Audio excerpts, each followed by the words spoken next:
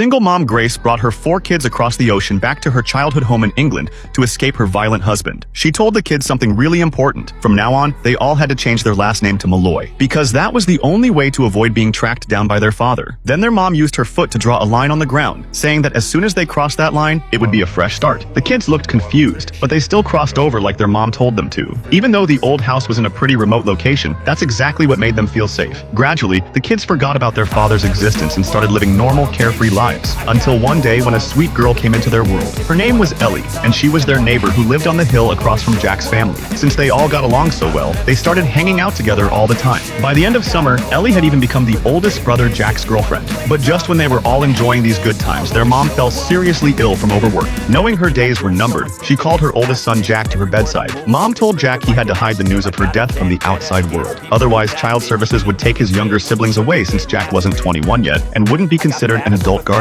and they'd all be sent to different foster families. But Mom never could have imagined that this one statement would plant the seeds for the tragedy to come. Then Mom handed Jack a metal box, but the moment he saw the box, his face instantly filled with anger. Jack blamed Mom for lying in court, for keeping the money Dad had stolen. But when he turned back around, Mom had already taken her last breath. Maybe even at this moment, Jack still didn't understand why Mom had been so sick, but refused to spend that money, because she wanted to leave it behind so Jack could keep his siblings alive. In the letter that followed, Mom expressed how much she'd missed the kids and how hard it was to leave them. But she also emphasized again that Jack needed to protect them all. After hearing the letter, they were all in tears and immediately made a vow in front of their mother.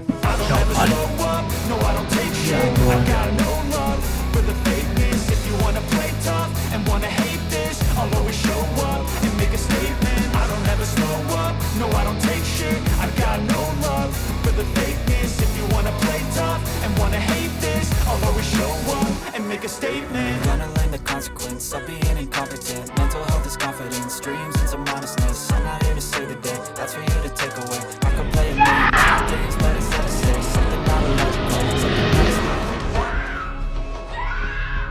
6 months flew by, and nobody knew what had actually happened that day. Life seemed to have returned to its usual calm, except now Jack suddenly had a scar on his forehead. But the weird thing was, the youngest brother Sam seemed to think there was something scary in the old house ever since that day 6 months ago, and he kept saying the thing came out of the mirror. Because of this, Jack had hidden all the mirrors in the house, and the ones that couldn't be hidden were covered with canvas. Until he turned his head and saw a mysterious stain that had appeared on the box ceiling. Everything seemed to prove that little Sam was right. There was something terrifying up in their attic. Jack had tried many times to prove Sam was overthinking it, but every time he went up to the attic and saw the bricked-up doorway, he'd get these inexplicable headaches. To avoid any accidents, Jack locked his siblings in the house every time he went out. Since the town wasn't very big, pretty much everyone knew Jack's mother Grace. So when he came to town to trade for supplies, he was always faced with people asking how his mom was doing lately, and Jack could only pretend his mom's health hadn't been great and she'd been bedridden. But he'd also take advantage of his rare trips out to secretly meet up with Ellie. Ever since Mom died, Jack could only see her once every week or two. I missed you. I'm sorry I didn't make it last week. But when Ellie suggested moving in with Jack, he always turned her down, using his mom's poor health as an excuse. Even though this was basically lying to Ellie, Jack was more afraid of exposing the news of his mom's death. But right then an even bigger problem showed up. The lawyer who'd been crushing on Ellie appeared. Just their luck, he turned out to be the same lawyer handling the property transfer paperwork for Mom. The lawyer said all the paperwork was ready, and now they just needed Jack's mom to sign it in person, then pay the $200 processing fee. And tomorrow, he'd come to the house personally to get it signed. Hearing him say that, Jack was clearly panicking, because he couldn't let anyone know about Mom's death. Plus, he couldn't even come up with $200. Back home, everyone was completely stumped. Sister Jane said even if she sold 1,000 loaves of bread, she couldn't make that much. But second brother Billy had a light bulb moment. He said he could go get the metal box Mom had left behind. But Sister Jane disagreed, saying that box was cursed and they'd be in danger if they used that money. But with the lawyer's visit looming, Jack finally agreed with Billy's suggestion. Then Billy went alone to the cave by the sea. He hesitated for a few seconds, like there were some bad memories there. While searching for the metal box, he also found a knife in a crack between the rocks. Then he successfully retrieved the box. Even though Sister Jane didn't agree with using the money, Jack still covered up the ceiling stain with white paint to deal with the lawyer's arrival. Jane also started practicing Mom's handwriting. When the lawyer came,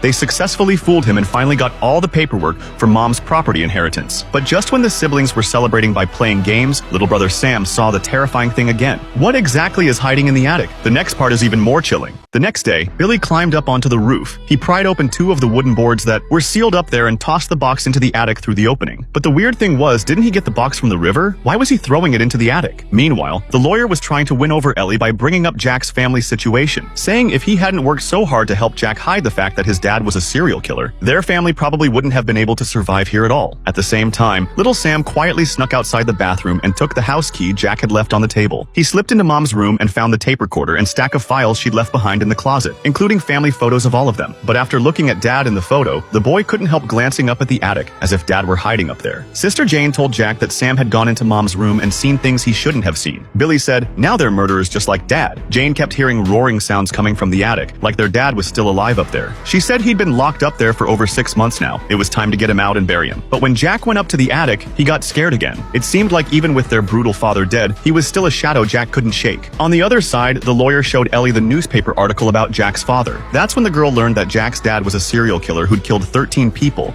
and he'd only been caught because Jack had identified him. What was even more shocking was that Sam was actually the child Jack's father had with Jane. The last line of the article said, shortly after the serial killer was arrested, he'd successfully escaped from prison, which meant Jack's family could be targeted for revenge at any time. Meanwhile, Jane was cleaning the house when she suddenly heard a raccoon up in the ceiling. She pulled out some snacks from her pocket and passed them through a gap in the attic to the raccoon. But suddenly,